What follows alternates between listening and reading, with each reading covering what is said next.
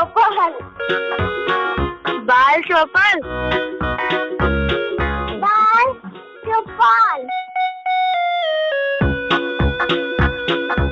सहकार radio पर ढेर सारी मस्ती और जानकारियाँ।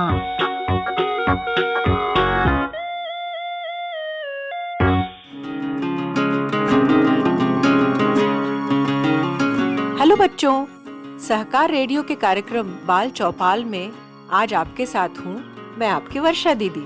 आज मैं आपको सुनाऊंगी एक कहानी जिसका नाम है दादी माँ, नीरू और गुलचांदनी। इस कहानी को लिखा है होल्गर पुक ने, जिसे हमने लिया है किताब रोजमर्रा की कहानियां से। इसे प्रकाशित किया है अनुराग ट्रस्ट ने। तो आइए सुनते ही ये कहानी दादी माँ, नीरू और गुलचांदनी।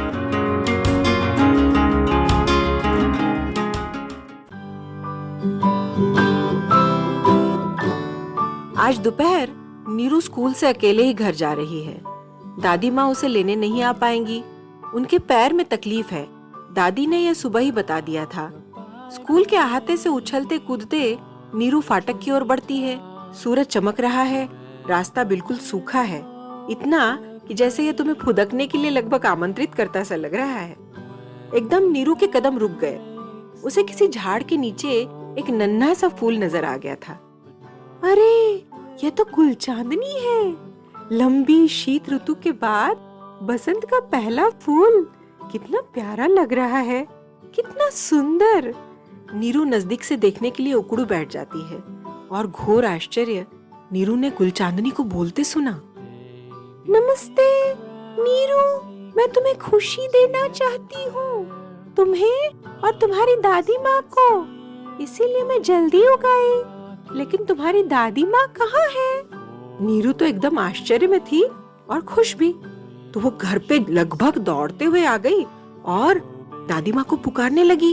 दादी माँ, दादी माँ, स्कूल के अहाते में झाड़ियों के नीचे गुलचांदनी खिली हुई है। दादी माँ, मेहरबानी करके चलो और उसे देखो। अरे सचमुच, इतनी जल्दी? दादी माँ चकित हैं। आओ जल्दी चले दादी माँ। मैं आ रही हूँ बिटिया रानी। गुलचांदनी का फूल तो मुझे देखना ही है, पूरे 1 साल से देखा जो नहीं। दादी ने अपने पाँव पर पड़े गरम ऊनी कंबल को एक तरफ खिसकाया और अब वे चल पड़ी हैं। नीरू अपनी दादी माँ का हाथ खींच रही है। दादी माँ जितना तेज चल सकती हैं, चल रही हैं।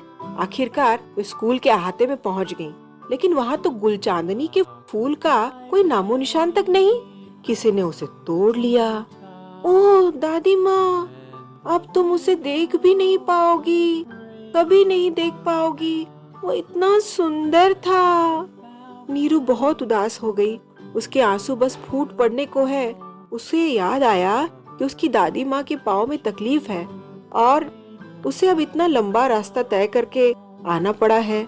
सो भी बिल्कुल बेकार में नीरू फूट फूट कर रोने लगी। वो रोक नहीं पाई।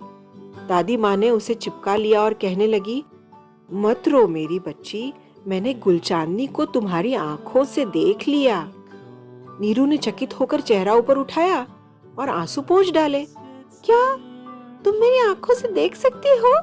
देख सकती हूँ बिटिया, और तुम्हारी खुशी ने मुझे बताया कि वह सचमुच खूबसूरत था। नीरू के होठों पर फिर से मुस्कुराहट आ जाती है।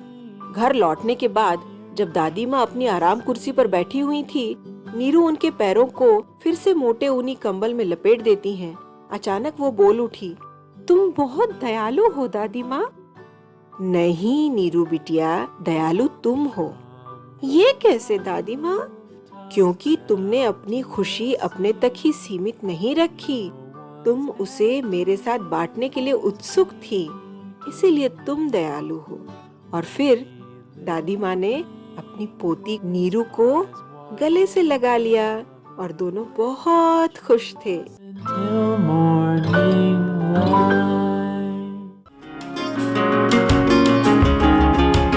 तो बच्चों, ये थी कहानी दादी माँ, नीरू और गुलचांदनी। आप सुन रहे थे सहकार रेडियो का कार्यक्रम बाल चौपाल। इस कहानी को हमने लिया था रोजमर्रा की कहानियाँ किताब से। आपको ये कहानी कैसे लगी कमेंट बॉक्स में लिखकर हमें जरूर बताइएगा।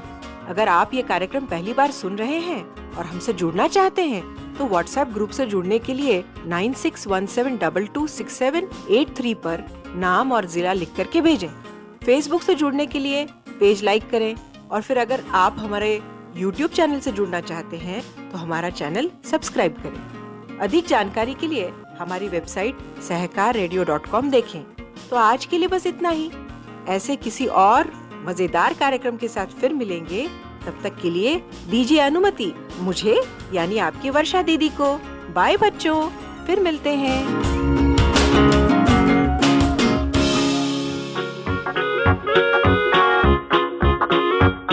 बाल चौपल, बाल चौपल, बाल चौपल। सहकार रेडियो पर ढेर सारी मस्ती और जानकारियाँ।